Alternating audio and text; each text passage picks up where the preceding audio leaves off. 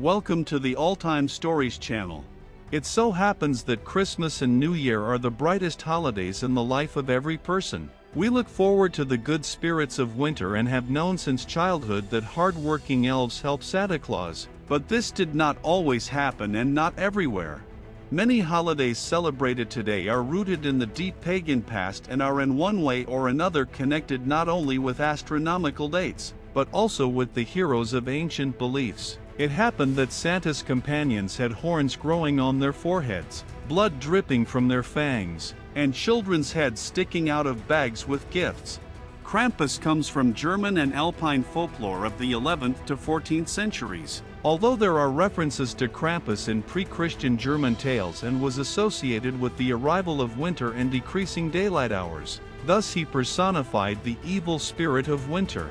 Modern religions often resort to the method of cult adaptation. Monotheistic beliefs, displacing paganism, did not completely demolish the centuries-old way of life. They acted gradually, disguising new mythologies as old, familiar ones developed over thousands of years.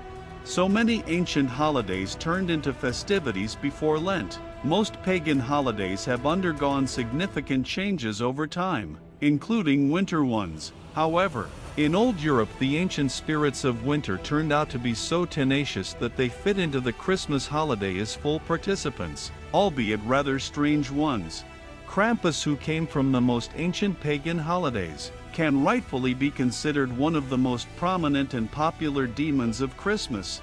The word Krampus itself comes from an old German word that means claw, or according to another version from the Bavarian something dead, dried up. Mentions of the merciless pagan spirit of winter are found in pre-Christian folklore, especially often in tales of the Alpine regions. Krampus was known in Austria, southern Bavaria, Moravia, Hungary, Slovenia, the Czech Republic, Croatia, and even in some areas of Italy. Originating in southern Germany and Austria, this character quickly spread throughout Europe and by the 17th century had become the legal companion of the future Santa, sometimes even sitting in his sleigh. Why does Santa Claus take such a terrible helper with him? It's simple. Krampus comes to those children whom Nikolai is not going to visit. The sinister antipode of Saint Nicholas did not give out gifts. His task was to punish the kids who had behaved badly in the past year. To be more precise, the visit of Krampus was destined for those of them who had done something unkind for a whole year, disobeyed their parents and participated in all sorts of hooligan antics. A monster overgrown with thick hair, hung with chains, with curved goat horns and a tongue protruding from its mouth, appeared in European towns and Alpine villages on the night of December 5th to 6th. A basket was strapped behind his back into which the demon stuffed his victims. According to legends, a horned creature accompanies Saint Nicholas and takes naughty children with him, scares them and punishes them in various ways. In ancient times, people believed that the evil spirit of Christmas Krampus identifies a capricious child, puts a coal under his pillow instead of a gift, then puts it in a bag and drags him into his home. It is not known for certain what exactly Krampus does with the kidnapped babies. Some myths say that the horned one cooked stolen children as Christmas dinner and ate them. In older stories, he carried boys and girls to an eerie castle on a mountain cliff before throwing them into the bottomless sea. In his punishments, the monster is quite inventive and creative, but the punishments are always driven by the severity of the child's disobedience.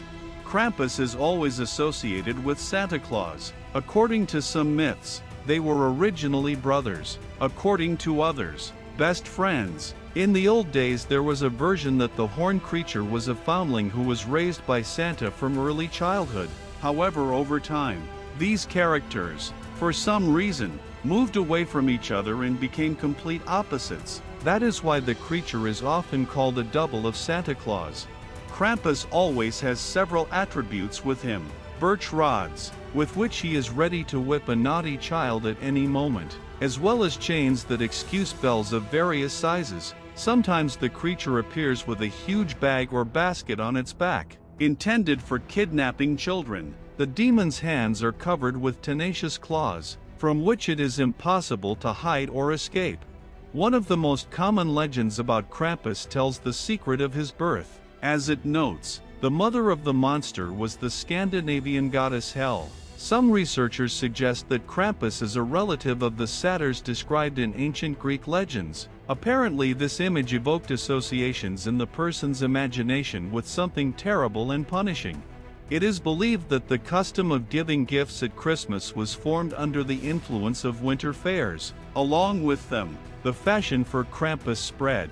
It turned out that among good Christians there are plenty of people who want to go from house to house and look into windows in the first week of December, dressed up in shaggy skins, wearing bells and creepy masks with horns. Theologians tried to fight the monsters walking around European cities. It was two-horned. The shaggy men and the revelers resembled the devil in their appearance. Bans were imposed on December masquerades. Anyone who continued to dress up in a Krampus costume risked falling under investigation by the Inquisition.